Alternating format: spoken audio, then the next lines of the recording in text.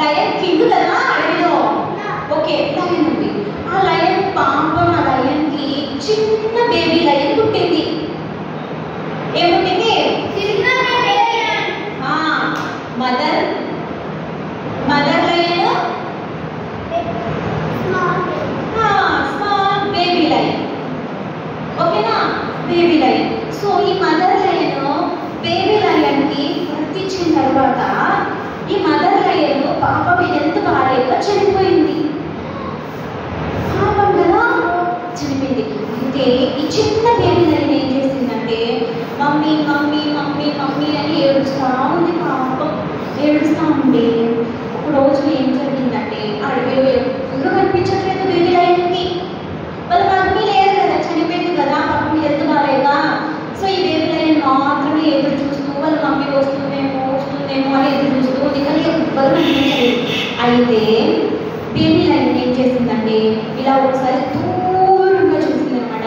ఒక్కసారి దూరంగా చూసినప్పుడు అక్కడ ఏం కనిపించాయంటే అన్ని గొర్రెలు కనిపించాయి. ఏం కనిపించాయి? షీప్స్. ఏం కనిపించాయి? షీప్స్ కనిపించాయి అనమాట.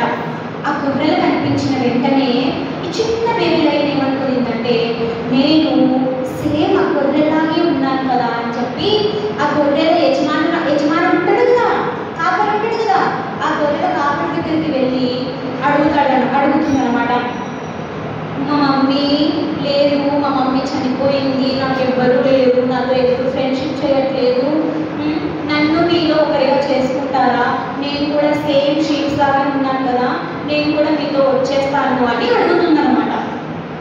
అప్పుడు ఆ గుడ్ షెపర్డ్ ఉన్నాడు కదా, గొర్రెల కాపరి, ఆ కాపరి ఏం చేస్తాడంటే అయ్యో పాపం అని చెప్పి లయన్ని, ఏ లయన్ని? బేబీ లయన్ని తన షీప్స్తో పాటు జాయిన్ చేసుకుని తీసుకెళ్తాడు అనమాట. సో అలా తీసుకెళ్ళిన తర్వాత షీప్స్ బేబీ లయన్ చాలా హ్యాపీగా ఉన్నాయన్నమాట కొన్ని రోజులు. ఓకేనా, సో ఇంకా అలా పెరుగుతుంది బేబీ లయన్, పెద్దగా అవుతా ఉంది కదా. అది పెద్దగా అయ్యేటప్పటికి ఈ షీప్స్ ఉన్నాయి చూసారా, గొర్రెలన్నీ ఏమన్నాయంటే బేబీ లయన్తో గొర్రెలన్నీ ఏమన్నాయంటే నువ్వు మాలాగా లేవు, నువ్వు వేరే జాతి, మేము వేరే జాతి, నువ్వు వేరే చోట ఉండాలి, నువ్వు మా దగ్గర ఉండకూడదు అని కొన్ని రోజులకి ఈ షీప్స్ అన్నీ కూడా బేబీ లయన్తో ఫ్రెండ్షిప్ చేయడం మానేసాయి. పాపం కదా, మనతో ఎవరైనా ఫ్రెండ్షిప్ చేయకపోతే మనకి ఎలా ఉంటుంది చెప్పండి? బాధగా ఉంటుంది కదా మాట్లాడకపోతే. సో ఈ షీప్స్ అన్నీ ఏమంటున్నాయంటే బేబీ లయన్తో లేదు, నీ వాయిస్ వేరేలా ఉంది, నీ వాయిస్ చాలా గట్టిగా ఉంది, నువ్వు చాలా గట్టిగా వస్తున్నావు, హార్ష్గా మాట్లాడుతున్నావు, మేము గొర్రెలం కదా, మా గొంతు చూడు, నీ గొంతు చూడు, అస్సలు కానే కాదు, నువ్వు మా దగ్గర ఉండొద్దు అని పాపం ఈ బేబీ లయన్ని దూరం పెట్టేశాయి. ఎవరు? షీప్స్ అన్ని బేబీ లయన్ని దూరం పెట్టేసేసరికి బేబీ లయన్ చాలా బాధపడిపోతా ఉంది. పాపం మాట్లాడట్లేదు ఎవరు, షీప్స్ ఎవరు మాట్లాడట్లేదు బేబీ లయన్తో. బేబీ లయన్ అయితే చాలా ఏడుస్తూ ఉంది. నాకు మమ్మీ లేదు, ఫ్రెండ్స్ లేరు, నన్ను చూసుకోవడానికి ఎవరు లేరు, నాకు ఆడుకోవడానికి ఎవరు లేరు, నాతో మాట్లాడడానికి కూడా ఎవరు లేరు అని చాలా బాధపడిపోతా ఉంది బేబీ లయన్. ఒక రోజు ఏం జరిగిందంటే ఈ బేబీ లయన్ తన ఉన్న ప్లేస్లో ఉందే, తను ఎక్కడైతే బేబీ లయన్ ఉంటుందో ఆ చిన్న యొక్క ప్లేస్లో ఉన్నప్పుడు ఈ షీప్స్ అన్ని దూరంగా ఆడుకుంటూ ఉన్నాయి. అలా ఆడుకుంటూ ఉన్నప్పుడు ఒక పెద్ద లయన్ వచ్చింది. ఈ షీప్స్ని చూసింది. ఎవరిని చూసింది? గొర్రెల్ని చూసింది. గొర్రెల్ని లయన్ చూస్తే ఏం చేస్తుంది? లయన్ గొర్రెల్ని తినడానికి వెళ్తుంది కదా. సో ఆ పెద్ద లయన్ ఏం చేసిందంటే రోరింగ్ అంటే అరుచుకుంటూ గట్టిగా అరుచుకుంటూ ఆ షీప్స్ వెనకాల, ఆ షీప్స్ ఉన్నాయి కదా వాటి వెనకాల పరిగెడుతూ వాటిని పరిగెత్తిస్తూ ఉందన్నమాట. సో అలా పరిగెత్తిస్తూ ఉన్నప్పుడు అలా పరిగెత్తిస్తూ ఉంటే బేబీ లయన్ చూసింది అనమాట. బేబీ లయన్ కూడా చూసి ఏం చేసిందంటే ఈ షీప్స్తో పాటుగానే బేబీ లయన్ కూడా పరిగెడుతూ ఉంది. ఎందుకు? పెద్ద లయన్ వచ్చి మమ్మల్ని ఏమో చేస్తుంది, మమ్మల్ని తినేస్తుంది అని చెప్పి పరిగెడుతూ ఉంటే బేబీ లయన్ కూడా ఏం చేసింది? వాటితో పాటు భయపడుకుంటూ పరిగెడుతూ ఉందన్నమాట. సరే, పెద్ద లయన్ వచ్చి వాటిని తరుముతూ ఉంది కదా. పెద్ద లయన్కి బేబీ లయన్ కనిపిస్తుంది. బేబీ లయన్ కనిపించి ఆలోచిస్తుంది అనమాట, అరే లయన్ ఏంటి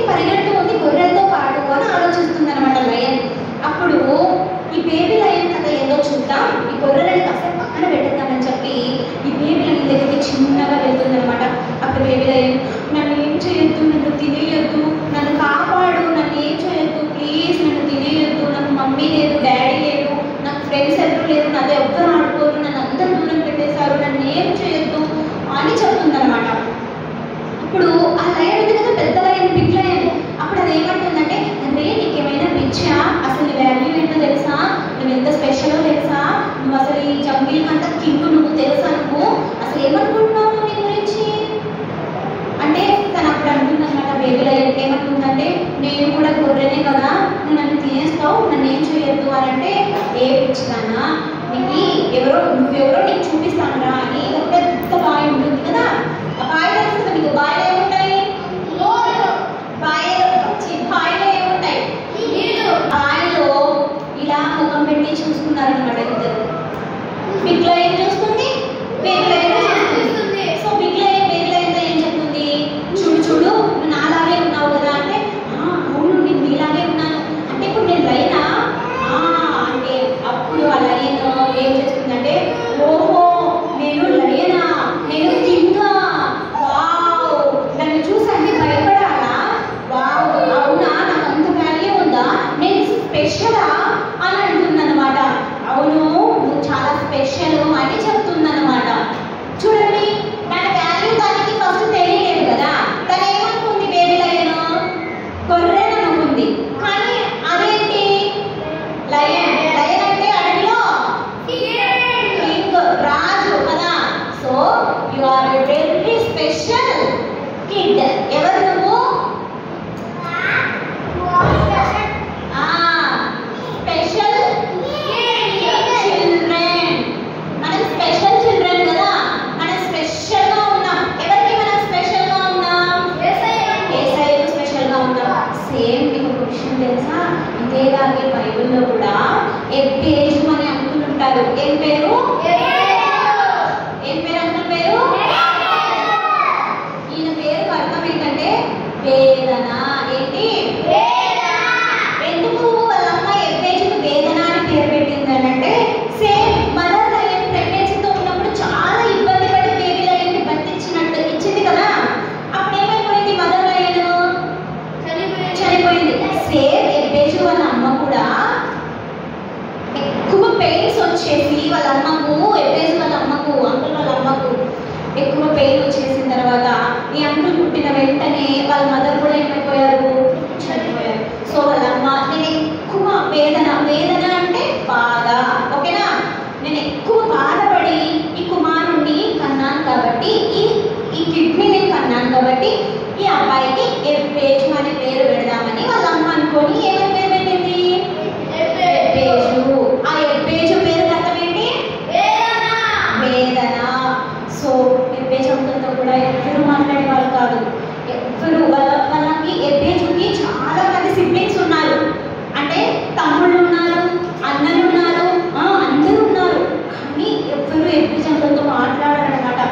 ఏంట్రా నువ్వు మీ అమ్మ మీ నాన్నను ఎంత బాధ పెట్టేసావు తెలుసా అని ఎప్పుడు ఎబ్బేజు అంకుల్ని నాన్న మాటలు తిడుతూ ఉంటారు అనమాట.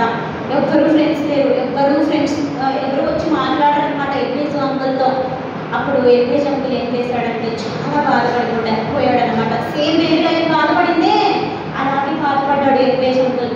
నాకు ఎవరు లేరు, నాతో ఆడుకోవడానికి ఎవరు లేరు, నాకు మాట్లాడడానికి ఎవరు లేరు, నన్ను చూసుకోవడానికి ఎవరు లేరు, సో నేను ఒంటరిగా ఉన్నాను అని చాలా బాధపడిపోతుంది అనమాట ఎబ్బేజు, బాధపడిపోతాడనమాట ఎబ్బేజు అంకుల్.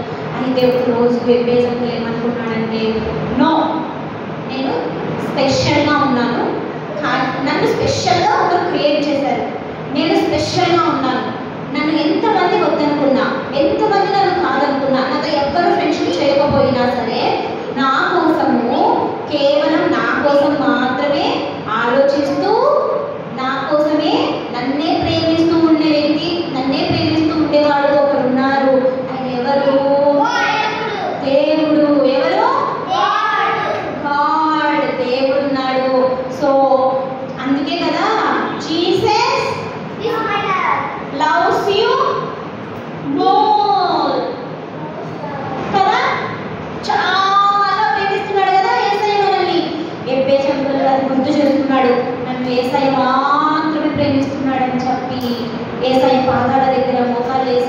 ప్రార్థన చేస్తాడు ఎబ్బేజు అంకుల్. ఏమని ప్రార్థన చేస్తాడో తెలుసా?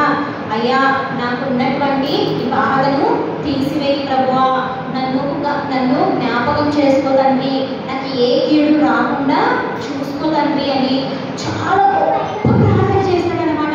అప్పుడు ఎబ్బేజు అంకుల్ ఎవరు చెప్పండి? గొప్ప ప్రేయర్ఫుల్ పర్సన్ కదా. ఎబ్బేజు అంకుల్ ఎవరు? గొప్ప ప్రేయర్ఫుల్ పర్సన్. సో ఎంత బాగా ప్రేయర్ చేశాడు కదా. యేసయ్యని గుర్తు చేసుకొని, యశ్వంత్ విను, యేసయ్యని గుర్తు చేసుకొని సేమ్ ఎలాగైతే బేబీ లయన్ బాధపడిందో అలాగే యేసయ్య దగ్గరికి వెళ్ళి బాధపడుతున్నాడు ఎబ్బేజు అంకుల్.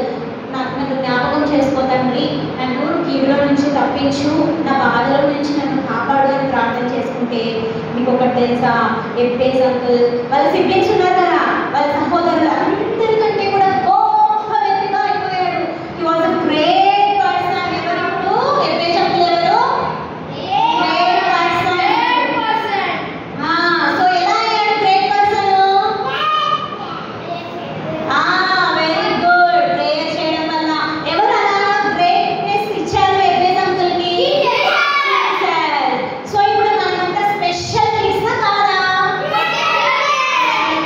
సో మనల్ని జీసస్ ఎక్కువ ప్రేమిస్తున్నారా లేదా? ప్రేమిస్తున్నారు. సో మనం కూడా ఎబ్బేజు అంకుల్ లాగా ఏం చేయాలి? డైలీ ప్రేయర్ చేసుకోవాలి. నైట్ పడుకునేటప్పుడు ప్రేయర్ చేసుకోవాలి, మార్నింగ్ లేచినప్పుడు ప్రేయర్ చేసుకోవాలి, టిఫిన్ చేసేటప్పుడు ప్రేయర్ చేసుకోవాలి, లంచ్ చేసేటప్పుడు ప్రేయర్ చేసుకోవాలి, డిన్నర్ చేసేటప్పుడు ప్రేయర్ చేసుకోవాలి, నైట్ మళ్ళీ పడుకునేటప్పుడు ప్రేయర్ చేసుకోవాలి. మెయిన్గా స్కూల్కి వెళ్ళేటప్పుడు, వెరీ గుడ్ జాన్, స్కూల్కి వెళ్ళేటప్పుడు కూడా మనము ప్రేయర్ చేసుకోవాలి. మళ్ళీ స్కూల్ నుంచి వచ్చిన తర్వాత కూడా